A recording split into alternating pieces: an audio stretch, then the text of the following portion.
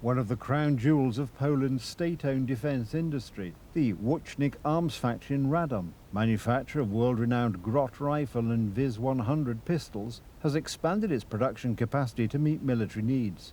A new production hall was launched there a year ago, but today there aren't enough orders to utilise it. Trade unions at Łucznik warn that this could result in layoffs affecting about a quarter of the 600-person workforce. We asked the Vice Mayor of Radom about the city's arms factory. This is a non-partisan issue. We must act and seek solutions that will support the development of the Polish defence industry, not only for Łucznik, but from the perspective of Radom and the employment of its residents, as well as the region's development, because this industry provides a strong growth impetus for the entire region, not just the city. Why is this the case? It comes down to the current government's procurement decisions and the lack of new contracts. The Minister of National Defence recently spoke about the situation at the Radom factory. We have a large number of contracts that we are managing, both from the previous years and those we have recently concluded. They amount to tens and hundreds of billions, so the Ministry of National Defence's budget isn't elastic, but we are seeking funding from the European Union. The fact that Donald Tusk's government, that the leadership of the Ministry of National Defence, is unable to continue with orders placed by the Law and Justice Party government to supply these weapons to the Polish army is a testament to the incompetence of the current leadership. This is a scandal, because during the Law and Justice Party's government, which lasted until 2023, the factory produced not only for the Polish army. Grot carbines from Radom were also sent to Ukraine.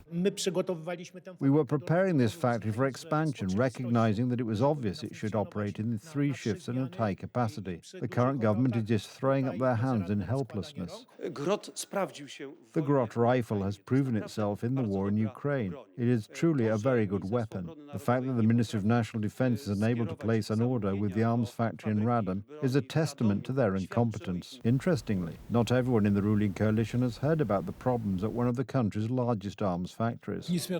I know nothing about this. I'm terribly sorry. I've only just entered the parliament. Honestly, that's not my area of expertise. This is the first time I've heard this information. Otherwise, I would have given a concrete answer. Just last year, a new production hall was opened at the Radom Arms factory and production was in full swing. I was on a Defence Committee visit to the arms factory in Radom a few months ago. The factory was running at full capacity. It seemed there were no issues with orders. I'm surprised by this news. I hope these orders will materialise. It turns out that the problems arose suddenly following the government's attempt to take out a loan from the EU under the SAFE programme. President Karol Nawrocki vetoed the loan after it came to light that, according to the loan contract, the borrowed money could be frozen and subsequently used as a tool by the EU to blackmail any future right-wing Polish government. We will definitely save the factory. However, we do indeed have serious problems due to the fact that the President vetoed the loan. And let me remind you that one of the purposes of the budget is to secure jobs at Łucznik. And despite this harmful action by the President, we will definitely pull through. This isn't additional money, rather it's money that would replace funds that could have been generated through the Armed Forces Support Fund, which has been in operation for many years. And second, President Karol Nawrocki made an excellent alternative funding proposal that's not being taken up by the government. Shifting the blame for the lack of orders from the Radom factory onto the Brussels scam that is the SAFE programme is completely irresponsible and untrue, because there is money in the budget specifically allocated to make purchases from the Radom weapons factory. It seems that despite the government's rhetoric, the Radom factory is a litmus test for Donald Tusk's policy on Poland's defence industrial base. They're waiting to get permission to spend funds from Brussels in the areas listed in the proposal, and it seems they've simply given up on their own initiative. It looks like a government of impotence, unable to implement its own strategy or its own defence policy. Now the Tusk coalition is blaming the President for this situation in Łucznik as he vetoed the SAFE loan.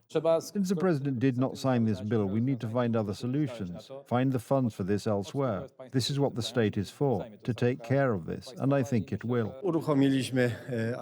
We have launched an alternative programme, Polska Zbrojna. Much of this money will also go to Radom and will benefit the Polish army and the Polish economy.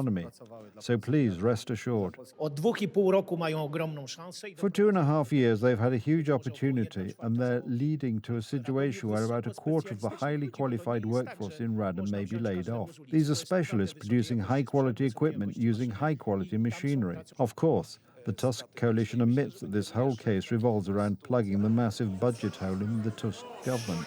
A 15% advance payment towards the safe loan is supposed to help with this.